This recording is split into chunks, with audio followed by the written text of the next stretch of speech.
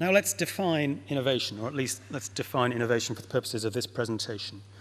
Research is a process that turns money into knowledge, and innovation is about turning knowledge into money, at least in a commercial context. And that's what my clients are interested in. They want to innovate with a specific goal in mind, which is to make money, save money. It's hard, it's difficult, it does take a long time. There's lots of skills you need, there's lots of people you need to meet. But if you don't do it, ultimately you fail. And in the environmental sector, whether we like it or not, we have to do it because increasingly it's the law. So let's provide some examples of innovation, some concrete examples.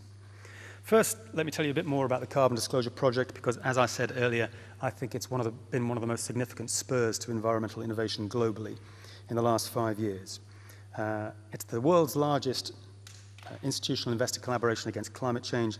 At last count, it's got $55 trillion in, or at least the signatories to the Carbon Disclosure Project control about $55 trillion in assets, which is a lot of money and which gives the CDP quite a lot of authority. Increasingly, they're working with governments, but also with very large companies such as Walmart. Now, the idea behind CDP is simple. You measure your greenhouse gas emissions, you report them, and then ultimately you reduce them. What matters gets measured, as we all know, and you can't reduce emissions unless you first measure them. Walmart, very much an unusual suspect in the environmental economy. Not a company you'd have associated with innovation until quite recently. In 2007, Walmart, a huge company, I think most of us know about it, collaborated with CDP. Initially it said, well, hang on, nothing to do with us, let's ignore that. But then it realized that it had to get involved. And in response to CDP's request for information, in response to the requirement to disclose, Walmart did a thorough survey of its operations and came up with some surprising results. One being that, in fact, the easiest way for it to reduce its emissions, its biggest carbon footprint problem, was not in transportation, as you might have expected, but in refrigeration.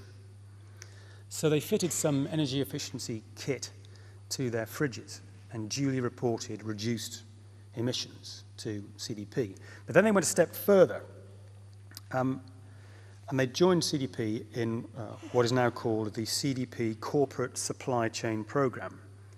And this is simply extending the process of emissions reporting and reduction to the supply chain. Walmart, as you can imagine, has a very large supply chain. In fact, I think it does more business with China than Canada.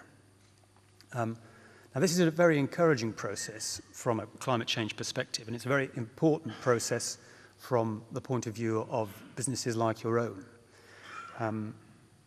Because you're going to be asked increasingly, those of you in the audience who are in supply chains, those of you in the audience who may think you have nothing to do with the environment, will increasingly be asked to disclose and report your environmental performance.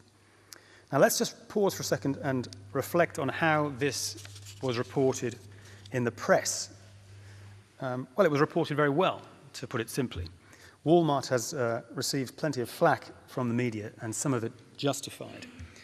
But the media found it quite difficult to be cynical about this, because on reflection, all Walmart is doing is something very rational, something which is entirely consistent with its brand of cost-cutting.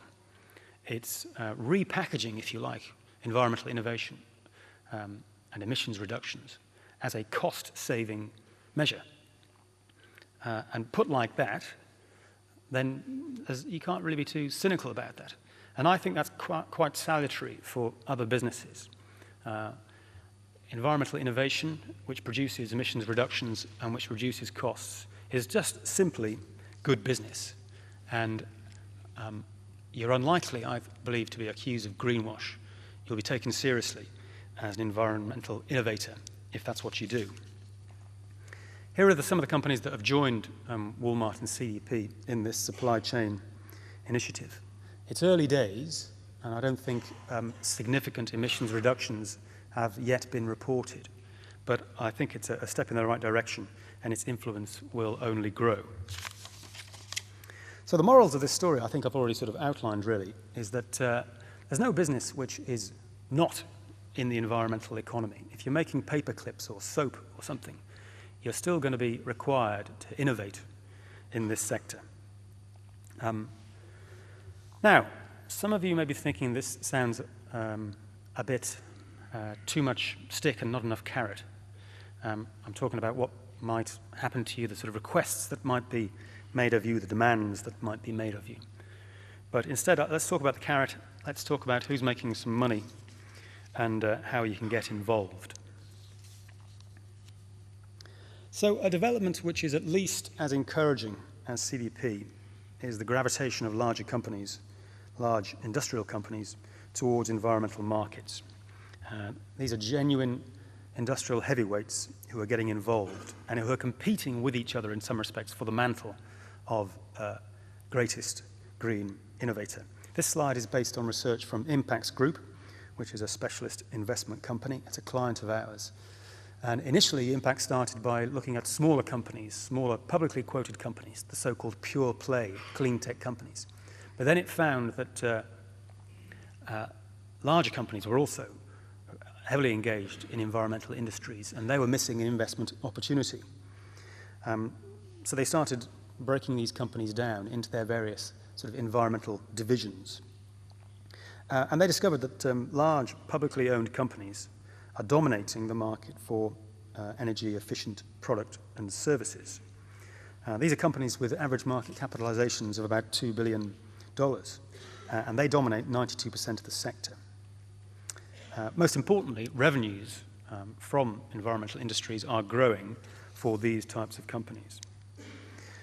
Philips is a good example. They have a considerable interest in energy efficient lighting, and they've declared their determination to grow their revenues. I think that it's declared that 30% of the revenues should come from green products by 2012, compared with 20% today. Philips is just one example. You're seeing GE, Siemens, and Schneider, for example, are all getting into this space and very keen to be seen to be in this space, and as I said earlier, competing for the mantle of biggest and greenest innovator. Now, in order to beat the competition, in order to win that mantle, these companies are investing in and partnering with, and in some cases buying, smaller companies that are in the vanguard of commercialization of environmental products and services. And as I've already said, this is one of the main spurs to innovation among the smaller clean tech sector.